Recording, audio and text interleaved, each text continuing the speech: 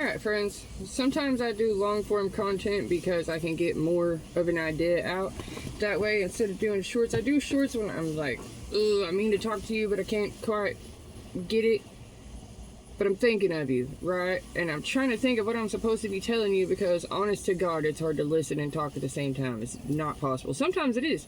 Sometimes while you're talking, you're channeling, and so it's just coming straight out.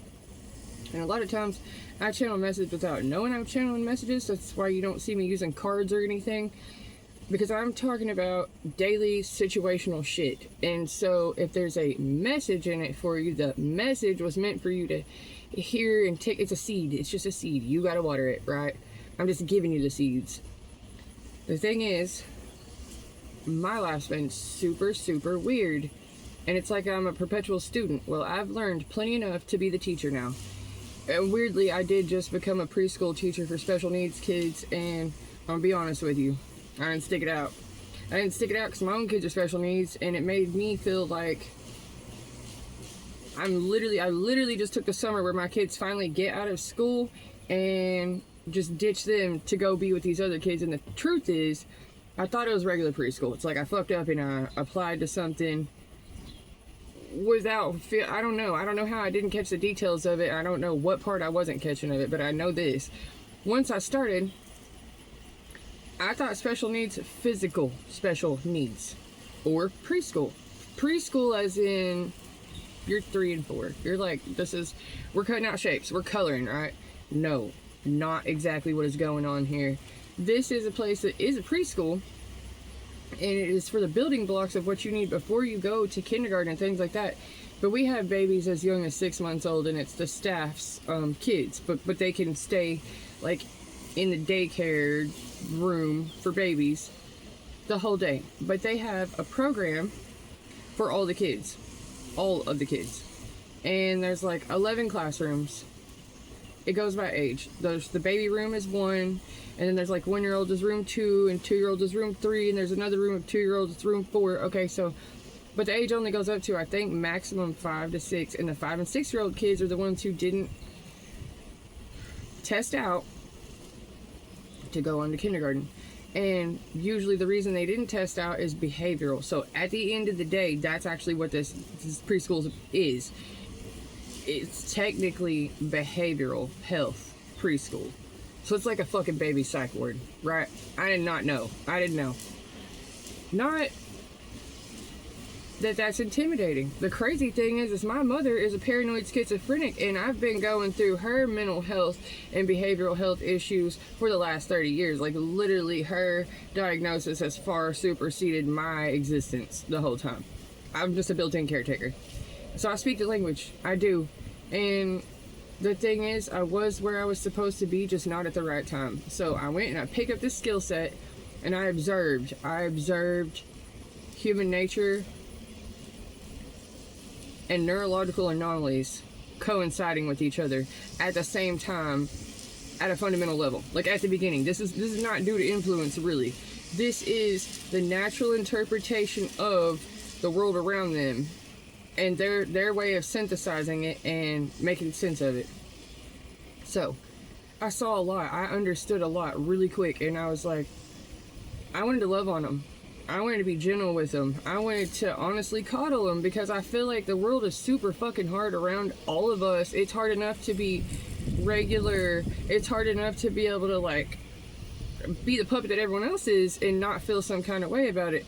So when you don't have that ability to not feel some kind of way about it and not react to how you're feeling about it, it's like you can't hide anything. You need help. You're vulnerable, period. You're vulnerable. And you need someone of integrity and someone of consistency to be there and to help guide you through it, or at least stabilize you. And the most important part of that job is just being consistent. But the problem is the thing you have to be consistent with is very much wash, rinse, repeat. So the program we have to run, I don't morally agree with at all. They use the word brainwash a little too often for my comfort. But what they're saying is that you pretty much have to brainwash the routine into these little ones because of their developmental delays. It takes longer. Like a regular 2-year-old can draw like a circle, a pretty decent circle, right?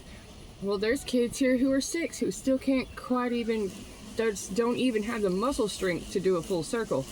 And so we're over here bitching and complaining about our first world problems, and they're literally children who just can't even at all.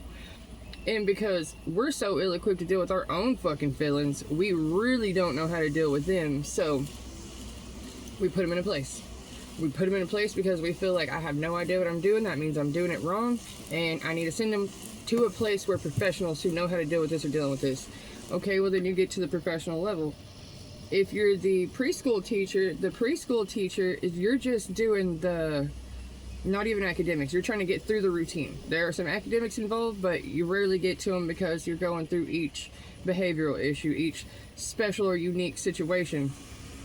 But in a sense, it helps because there are several children of the same age with different diagnoses interacting with each other.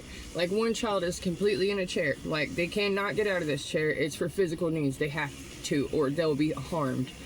And then there's other kids who are nonverbal. There are other kids who are fully catatonic. It's not just nonverbal. It's that they don't move, talk, blink. They're not connecting. And those kids seeing each other have to go through their specialties too does help unite in the sense of, well, I have my thing and they have their thing. So it's really up front.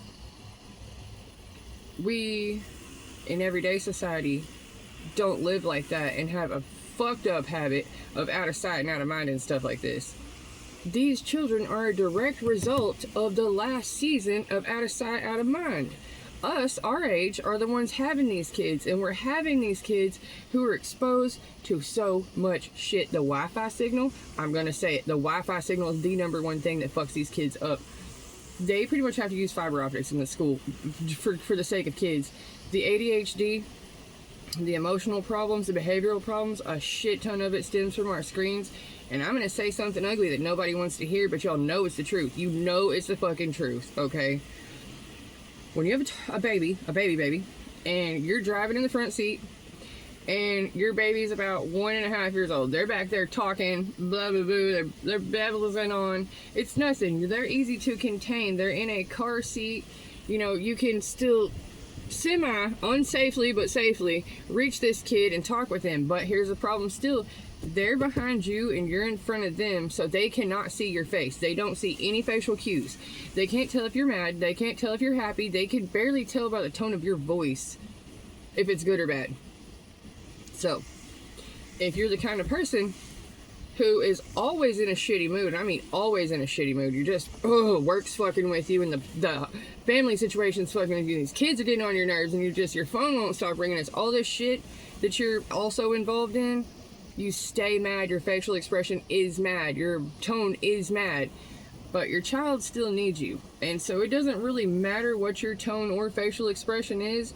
If that's how you always look, that's how you always look. So no, they don't have empathy for they can't tell how you feel. You don't give a fuck how they feel. It's just you dragging them through your day, right? And so we stay so busy that our solution, more often than not, to get them to calm down is to go ahead and hand them our phone, which is the worst possible thing to do because they're learning even less eye contact, even less connection, and just shut up and deal with it method.